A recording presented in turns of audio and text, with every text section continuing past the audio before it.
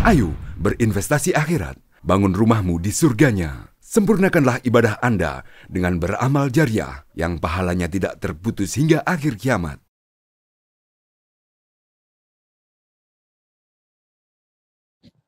Assalamualaikum warahmatullahi wabarakatuh.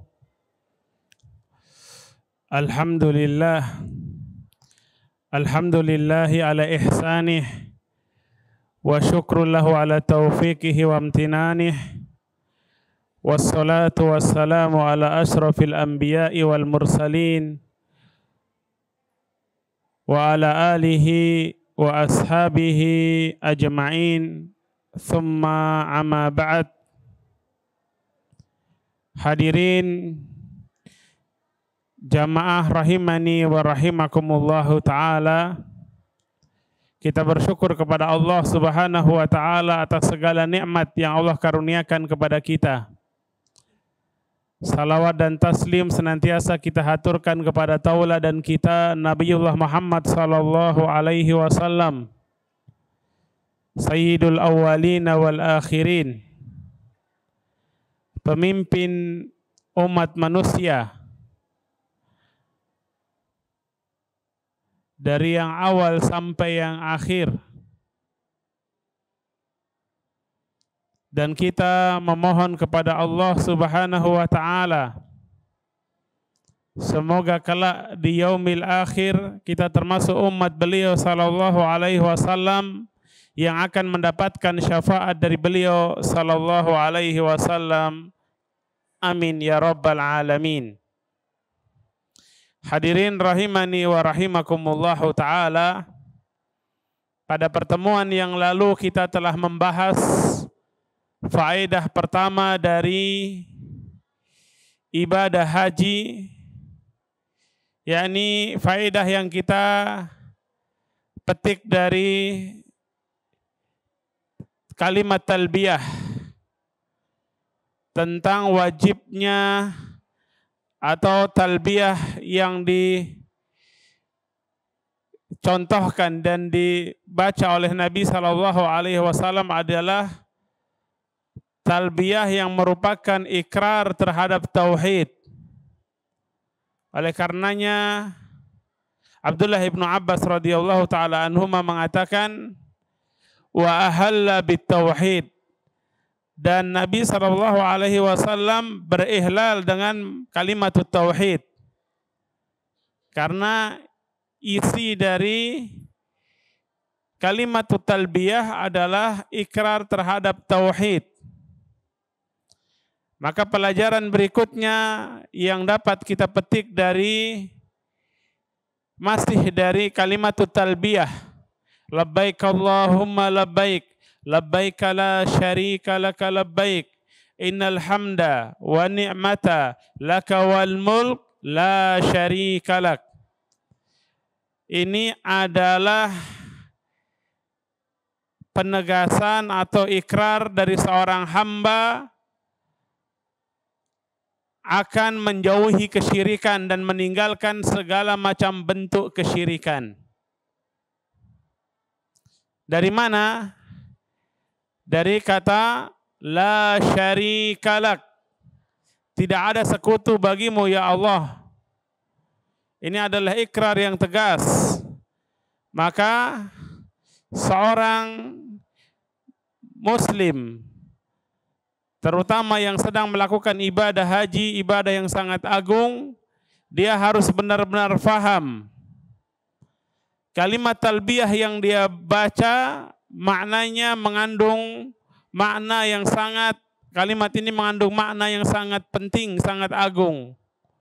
Penetapan tauhid hanya untuk Allah dan menolak segala macam bentuk kesyirikan. Sehingga ketika seorang hamba membaca kalimat talbiyah, dia benar-benar memahami maknanya dan berusaha untuk mewujudkan apa yang terkandung di dalam kalimat talbiyah tersebut. Oleh karena itu, Hal kedua yang wajib untuk kita fahami, dan ini juga sekaligus sebagai konsekuensi dari tauhid. Karena tauhid tidaklah dinamakan tauhid kecuali ketika terbebas dari syirik. Manakala tercampur dengan kesyirikan, tidak lagi disebut sebagai tauhid. Karena tauhid yang kita diperintahkan untuk memahami dan mengamalkannya adalah tauhid yang benar-benar khalis, murni untuk Allah Subhanahu wa taala. Dan manakala sudah bercampur dengan kesyirikan, tidak lagi disebut sebagai tauhid, akan tetapi disebut sebagai kesyirikan. Oleh karenanya, dahulu para salaf dari kalangan sahabat dan juga orang-orang pilihan setelah mereka dari tabi'in, tabi'ut tabi'in dan seterusnya, mereka sangat memperhatikan hal-hal yang dapat merusak apalagi membatalkan amalan, terutama kesyirikan. Salah satu contoh apa yang diriwayatkan dari Hudzaifah bin Al-Yaman, Hudzaifah bin Al-Yaman, sahibu sirri Rasulillah sallallahu alaihi wasallam, sahabat yang digelari dengan orang yang memegang rahasianya Rasulullah sallallahu alaihi wasallam. Ada hal-hal yang merupakan hal yang sangat rahasia, Nabi beritahukan kepada Hudzaifah bin Al-Yaman, tidak diberikan kepada yang lain. Seperti Nabi pernah menyebutkan di antara orang-orang munafik yang ada di kota Madinah. Sahabat yang lain tidak tahu, tetapi Hudzaifah bin Al-Yaman tahu. Maka beliau digelari dengan sahibu sirri Rasulillah sallallahu alaihi wasallam. Beliau mengatakan, kana an-nas yas'aluna Rasul sallallahu alaihi wasallam 'anil khairi wa kuntu as'aluhu 'anil syarr makhafata an yudrikani. Dulu kebanyakan manusia atau sahabat-sahabat Nabi bertanya kepada Nabi tentang kebajikan, tentang amal soleh. Karena mereka orang-orang yang semangat untuk dan berlomba-lomba untuk mengamalkan kebaikan. Tapi Hudzaifah bin Al-Yaman ini sedikit anti mainstream. Beliau bertanya dan mengajukan pertanyaan yang berbeda dari sahabat pada umumnya. Kalau sahabat pada umumnya bertanya kepada Nabi tentang kebaikan, tentang amal soleh, Hudzaifah bin Al-Yaman sebaliknya. Beliau bertanya kepada Nabi SAW tentang keburukan, tentang hal-hal yang buruk, tentang dosa. Mengapa beliau tanya itu? Kata beliau, makhafata an yudrikani. Saya khawatir keburukan-keburukan tersebut menimpaku dan saya nggak tahu. Artinya beliau bertanya, beliau belajar tentang keburukan untuk apa? Untuk melindungi diri agar tidak tertimpa keburukan tersebut. Ini senada dengan pernyataan atau apa yang diungkapkan oleh penyair Arab, a'rifu syarra la li syarri walakin li tawaqihi. Man lam ya'rifi syarra minal khair yaqa' fihi. Saya mengetahui atau mempelajari tentang sesuatu yang buruk. Mengenal keburukan bukan untuk menjadi buruk, bukan untuk melakukan keburukan tadi, tetapi untuk membentengi, untuk menangkal agar tidak menimpaku. Karena orang yang tidak bisa membedakan keburukan dari kebaikan, dia tidak tahu mana yang baik, yang buruk, bisa jadi dia tertimpa keburukan dan dia tidak tahu. Maka karena konsekuensi dari tauhid yang benar adalah meninggalkan segala macam bentuk kesyirikan, Maka konsekuensinya juga kita harus mengenal kesyirikan tersebut. Harus tahu bahayanya kesyirikan. Kalau dosa-dosa yang lain, dosa-dosa besar, kita juga diajarkan untuk tahu, diperintahkan untuk menghindari dosa-dosa tersebut, apalagi kesyirikan.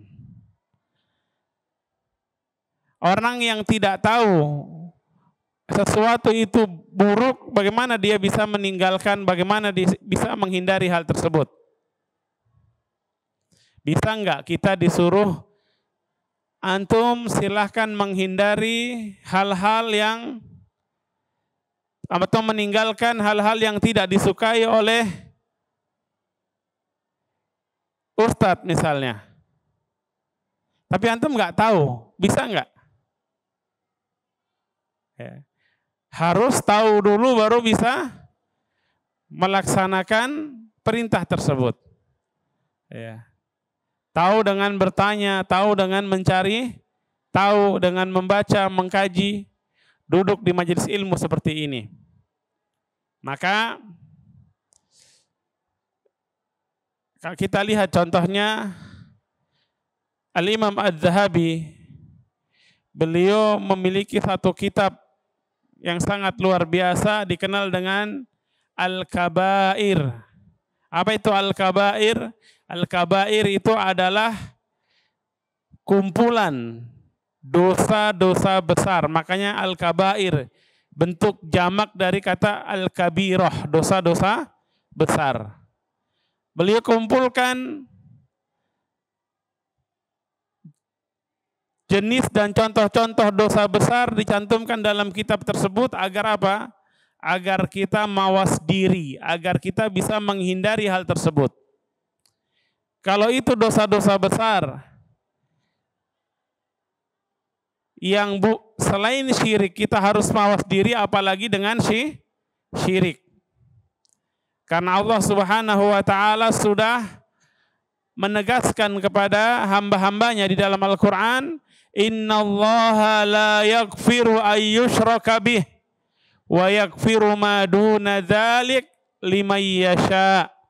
Sesungguhnya Allah Subhanahu wa taala tidak akan mengampuni dosa menyekutukan Allah. Allah tidak mau mengampuni orang yang menyekutukan Allah. Wa yaghfiru ma duna dzalik liman yasha, dan mengampuni dosa-dosa yang tidak sampai ke level kesyirikan. Di bawah kesyirikan. Bagi apa? Bagi mereka yang Allah kehendaki. Orang melakukan dosa besar selain syirik, kalau Allah berkehendak, Allah bisa mengampuninya meskipun orangnya belum bertobat. Mati membawa dosa besar. Dia misalnya minum khamar, dia misalnya melakukan dosa-dosa yang lain. Bisa jadi Allah mengampuninya tanpa orang tadi belum bertobat, tapi Allah mengampuni. Allah bisa mengampuninya, tapi kalau syirik nggak ada. Orangnya mati belum bertobat tidak akan diampuni oleh Allah. Bahkan dalam ayat yang lain di dalam surat Al-Maidah Allah katakan, innahu may yusyrik billah faqad haramallahu alaihi al-jannah wa ma'wahu an-nar wa ma lidzalimina min ansar. Sesungguhnya siapa saja yang menyekutukan Allah, maka Allah haramkan baginya surga. Kalau diharamkan surga baginya, dia nggak akan bisa masuk surga. Tempatnya di mana? Wa ma'wahun nar, tempatnya di neraka. Wa ma lidzalimina min ansar, dan tidak ada bagi orang-orang zalim itu penolong. Kezaliman yang paling besar adalah menyekutukan Allah dengan selainnya. Kata Allah di dalam Al-Quran, inna syirka la zulmun adim. Sesungguhnya kesyirikan adalah kezaliman yang sangat besar. Kemudian dalam sebuah hadis, Nabi SAW menjelaskan hadis qudsi dari Allah Subhanahu wa taala bahwasanya Allah berfirman, ya bani Adam, "Lau annaka ataitani bikurabil ardi khotoya, thumma laqitani la tusyriku bi syai'a, la ataituka bikurabiha maghfiratan." Wahai anak Adam, wahai manusia, seandainya ketika engkau mati nanti engkau menghadap kepadaku dengan membawa dosa sebesar apa? Sebesar bumi, kata Allah. Bikurabil ardi khotoya, thumma laqitani la tusyriku bi syai'a, la ataituka bikurabiha maghfiratan. Namun engkau menghadapku dengan dosa yang begitu besar tadi. Di dalam dosa tadi tidak ada dosa kesyirikan. Segala macam dosa kecuali dosa syirik dan kekufuran. Apa kata Allah? La ataituka bikurabiha maghfiratan. Maka niscaya aku akan memberikan ampunan sebesar bumi juga. Allah bisa mengampuni orang yang melakukan dosa begitu besar selagi itu bukan syirik. Maka seorang muslim hendaknya dia benar-benar paham tentang hal ini dan selalu mawas diri. Jangan pernah merasa dirinya aman. Selagi saya sudah bersyahadat, insya Allah surga. Ini tidak ada jaminan kecuali kita menjaga syahadat kita, menjaga tauhid kita sampai akhir hayat kita. Kita mati tidak dalam kondisi tauhid kita dikotori atau dirusak dengan kesyirikan. Karena bisa jadi seseorang dia katakanlah dia masuk Islam bersyahadat. Setelah itu dia melakukan kesyirikan lagi, kesyirikan itu menghancurkan pondasi keimanannya. Bahkan menghancurkan seluruh keimanannya. Maka tidak heran kalau sampai Khalilullah Ibrahim alaihissalam. Ibrahim alaihissalam selain digelari dengan Khalilullah, kekasihnya Allah, apa gelar beliau? Imamul Hunafa wa Abul Anbiya. Imamnya orang-orang yang bertauhid. Bapaknya para nabi, itu Ibrahim alaihissalam. Tapi beliau tidak pernah merasa jumawa dan menganggap, oh saya pasti aman dari kesyirikan. Bahkan beliau dengan tulus memohon kepada Allah Subhanahu wa taala, wajnubni wa baniya an na'budal asnam. Beliau meminta kepada Allah, ya Allah jauhkanlah diriku dan anak keturunanku dari menyembah berhala, dari menyembah patung-patung. Ini karena beliau sangat paham betapa mengerikannya dan betapa bahayanya dosa kesyirikan. Begitupun para nabi dan rasul yang lainnya. Mereka sangat memperhatikan tauhid dan juga mengajarkan kepada umat mereka agar menjauhi kesyirikan. Karena konsekuensi dari tauhid berarti harus meninggalkan syirik. Syirik dan tauhid tidak bisa bercampur. Tidak mungkin bercampur. Ada orang, oh ini dia orang yang bertauhid, muwahid, lakinnahu musyrik. Bagaimana? Bagaimana dengan orang yang kemarin kita sebutkan, orang-orang jahiliyah? Dia bertauhid misalnya dari segi rububiyahnya dia tauhid. Tetapi dia musyrik dalam uluhiyah. Sejatinya tauhid rububiyahnya tidak dianggap, tidak diterima. Maka disebut sebagai orang musyrik.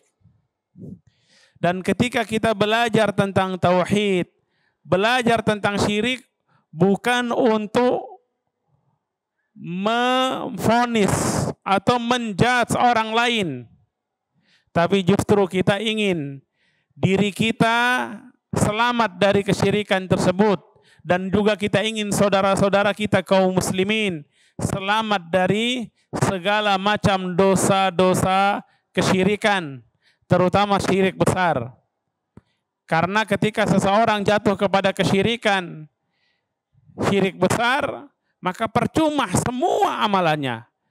Dia beribadah, dia sudah haji, dia umrah tiap tahun, sedekah setiap hari, dia bangun masjid, dia bangun pondok, dia bangun segala macam, dia membantu fakir miskin.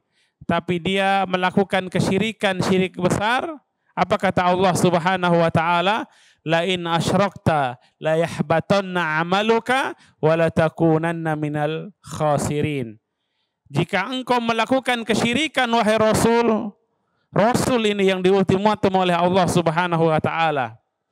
Rasul tidak mungkin jatuh kepada kesyirikan. Tapi Allah ultimatum, dan ini sebagai peringatan bagi umat beliau. Seandainya Rasul saja manusia yang paling mulia, manusia yang paling banyak ibadahnya, manusia yang paling bertakwa, jatuh kepada kesyirikan, kata Allah, la yahbatanna amaluka, maka niscaya pasti akan sirna semua amalanmu. Wala takunanna minal khasirin, dan kamu benar-benar akan menjadi termasuk golongan orang-orang yang merugi. Siapa yang merugi? Orang yang kekal di neraka selama-lamanya, wal ya'udzubillah. Maka jangan pernah kita merasa aman selama kita di dunia. Kita harus terus berharap kepada Allah, tetapi juga waspada, mawas diri. Orang dulu mengatakan harap-harap cemas. Berharap ampunan Allah, tetapi juga harus mawas diri, khawatir kalau kita ditimpa azab Allah Subhanahu wa taala. Kita optimis dengan tauhid, dengan ibadah hanya kepada Allah, maka kita mendapatkan rahmat dari Allah Subhanahu wa taala, dan itu kunci untuk masuk ke surganya Allah Subhanahu wa taala. Tapi juga jangan terlalu pede sampai-sampai kita merasa kunci surga sudah ada di tangan kita. Karena selama kita di dunia, kita tidak pernah ada jaminan kita pasti selamat. Maka dahulu para salaf mewasiatkan kepada kita, kalau kita ingin mencontoh, meneladani, man yastanni fal yastanni biman qad mat. Orang kalau mau cari teladan, cari panutan, qudwah, mencari contoh dan teladan orang-orang yang sudah lewat, sudah melewati hidup di dunia ini. Kenapa? Karena mereka sudah jelas, sudah meninggal, bagaimana akhir hayatnya kita tahu. Seperti para sahabat. Adapun orang-orang yang masih hidup di dunia, tidak ada jaminan. Karena di dalam Islam, innamal a'malu bil khawatim. Sesungguhnya amalan itu yang jadi penentunya adalah akhirnya. Ada kata Nabi SAW, orang yang seumur hidupnya nampaknya dia adalah orang yang soleh, orang yang taat, orang yang baik. Tapi di akhir hayatnya dia jatuh kepada dosa dan maksiat, berbalik 180 derajat, ending dari kehidupannya adalah su'ul khatimah, akhirnya dia pun dilemparkan ke jurang neraka, wal ya'udzubillah. Oleh karena itu saudaraku rahimani wa rahimakumullahu ta'ala, hendaknya kita belajar dari apa yang dicontohkan oleh Khalilullah Ibrahim alaihissalam. Beliau senantiasa mawas diri dan juga berdoa agar diri beliau dan juga keluarga beliau, anak keturunan beliau, dilindungi oleh Allah Subhanahu wa taala dari kesyirikan. Sampai-sampai seorang salaf yaitu Ibrahim At-Taimi rahimahullahu taala mengatakan, "Wa man ya'manu minal bala ba'da Ibrahim." Kalau Nabi Ibrahim saja khawatir terhadap kesyirikan, jangan sampai jatuh kepada syirikan, kira-kira kita pantas nggak merasa diri sudah aman? Pantas nggak kita nggak khawatir? Nabi Ibrahim saja khawatir, maka tentunya kita harus lebih lebih mawas diri, harus lebih waspada, jangan sampai jatuh kepada kesyirikan. Dan sekarang kita lihat model-model kesyirikan begitu banyak. Mulai dari yang ada di sekitar kita sampai yang ada di genggaman tangan kita di dalam gadget. Di sana dijajakan segala macam bentuk kesyirikan atau hal-hal yang bisa mengantarkan kepada kesyirikan. Hendaknya kita mawas diri dan juga menjaga diri kita dan keluarga kita dari hal-hal yang dapat membinasakan kita di akhirat kelak, yaitu syirik yang merupakan syirik besar. Kemudian pelajaran tentang pentingnya waspada dari kesyirikan ini, selain dari kalimat talbiyah tadi, la syarikalak, juga Allah Subhanahu wa taala tegaskan di dalam ayat yang memerintahkan tentang haji. Kemarin kita setelah di pertemuan awal kita telah menjelaskan bagaimana Allah memerintahkan Nabiullah atau Khalilullah Ibrahim alaihissalam dan Khalilullah Muhammad ibnu Abdullah sallallahu alaihi wasallam untuk menyeru manusia agar menunaikan ibadah haji di dalam surat Al-Hajj ayat yang ke-27. Kemudian di ayat sambungan ayat sampai ayat yang ke-31 Allah Subhanahu wa taala menegaskan hunafa'a lillahi ghairu musyrikin bih, yaitu orang-orang yang bertauhidkan Allah, tidak menyekutukan Allah.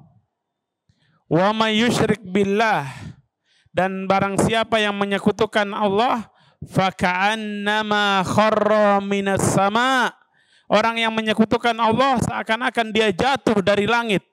Orang yang terjatuh dari langit, kemudian ketika dia jatuh lalu disambar oleh fatakhtafuhu tair, oleh burung, ya, dihancurkan tulang belulangnya. Atau tahwi bihir rihu fi makanin sahiq, atau dia dibawa, ditiup angin yang kencang sampai dia dijatuhkan di tempat yang jauh dari keselamatan, tempat kebinasaan. Allah perumpamakan orang-orang yang melakukan kesyirikan seperti orang yang jatuh dari langit. Langit ini, kata Syekh Sa'di rahimahullahu ta'ala, ibaratnya adalah tauhid yang menjadi pengaman manusia. Kemudian ketika seseorang tidak mentauhidkan Allah, dalam artian dia menyekutukan Allah, maka tidak ada jaminan keamanan baginya. Dia seakan-akan jatuh dari langit, kemudian ya disambar oleh burung, dihancurkan, atau dia jatuh tertiup oleh angin ke tempat yang sangat jauh, tempat yang membinasakan, waliya'udzubillah. Oleh karena itu, saudaraku rahimani wa rahimakumullahu ta'ala, hendaknya kita belajar dan berusaha untuk tahu apa-apa saja yang dapat merusak tauhid, yaitu syirik tadi. Sebagian orang ketika mengkaji tauhid, mereka mengkaji secara global. Ketika berbicara yang detil, yang itu nanti akan larinya kepada contoh-contoh, mereka enggan. Padahal agar kita faham dengan detil tentang tauhid dan syirik, itu membutuhkan contoh yang detil, sehingga kita bisa faham benar dan bisa meninggalkan kesyirikan serta mengamalkan tauhid dengan benar. Semoga Allah Subhanahu wa taala senantiasa memberikan kita kekuatan agar kita bisa istiqomah di atas tauhid dan dijauhkan dari segala macam bentuk kesyirikan, dan semoga kelak kita dibangkitkan dan dimatikan dan dibangkitkan, ya, di atas panji tauhid dan kelak dikumpulkan di surganya Allah dengan tauhid. Amin ya rabbal alamin. Demikian kajian kita pada malam hari ini. Wallahu ta'ala a'lam bisawab. Wa sallallahu ala nabiyyina Muhammadin wa ala alihi wa sahbihi wa sallam. Subhanakallahumma wa bihamdik. Asyhadu an la ilaha illa anta astaghfiruka wa atubu ilaik. Assalamualaikum warahmatullahi wabarakatuh. Ayo dukung media dakwah Masjid Agung Al-Akbar dengan ikut berdonasi pengadaan alat multimedia dan operasional dakwah. Usia boleh terputus, pahala jariah mengalir terus.